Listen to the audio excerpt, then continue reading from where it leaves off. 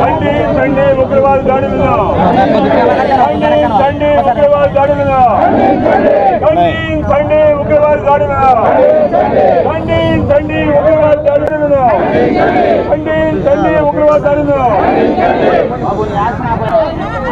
Gopi please Gopi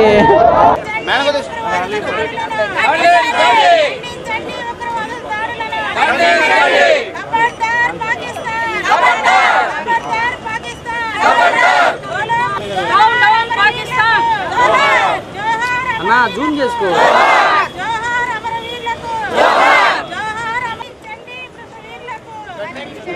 అన్నా అంతే play కార్డులు పట్టుకోమన్నా.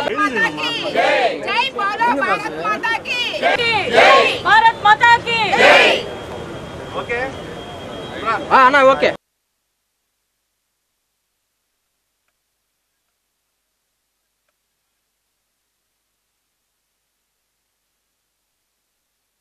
అందరికీ నమస్కారం.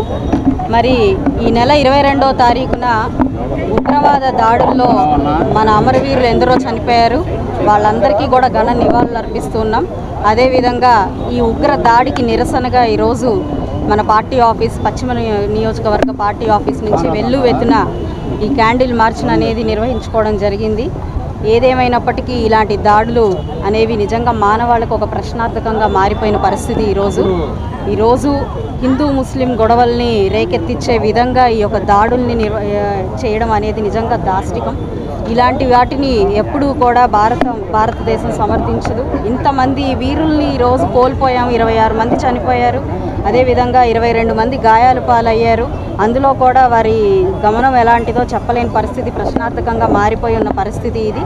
ఈరోజు ఇలాంటి ఒక పరిస్థితిని తీసుకొస్తుంది, దానికి సమర్థిస్తుంది అని అంటే నిజంగా దేశం సిగ్గుపడాల్సిన అవసరం ఎంతైనా ఉంది. మరి అక్కడ కూడా ఉంది ప్రజలే, ఇక్కడ కూడా ఉంది ప్రజలే. ఇలా మత విద్వేషాలని సృష్టిస్తూ ఒకరికొకరు కాకుండా చేయడం అనేది ఎంతవరకు సమంజసం ప్రశ్నించుకోవాల్సిన అవసరం ఉంది.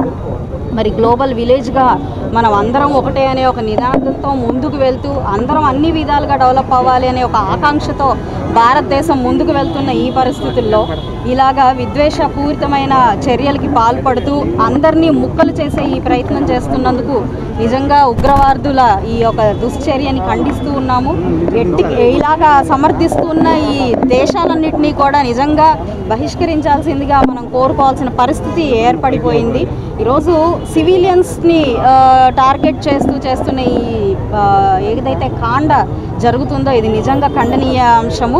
సో ఇలాంటివి ఎట్టి పరిస్థితుల్లో భారతదేశం ఉపేక్షించదు. 100% దీనికి మంచి రిటాలియేషన్తో ఇప్పటికే ఎన్నో నిర్ణయాలు తీసుకున్నాము. మంచి రిటాలియేషన్తో ముందుకు వెళ్తాము.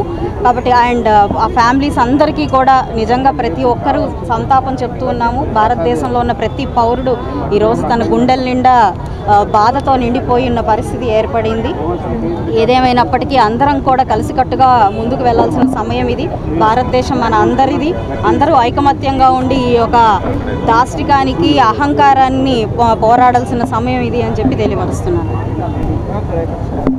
ఈ రోజున మరి పశ్చిమ నియోజకవర్గ పార్టీ ఆఫీస్ దగ్గర రోజున భారతీయులు కేవలం యాత్రికుల్ని మరి ఈ ముష్కరీలు ఉగ్రవాదులు మరి తుదిముట్టించడం 22వ తారీఖున జరిగినటువంటి కార్యక్రమం అనేక రకాలుగా ప్రజల్ని చాలామంది దిగ్భ్రాంతికి గురి అవటం జరిగింది. ఇది ఎల్లప్పుడూ కూడా శ్రేయస్కరం కాదు.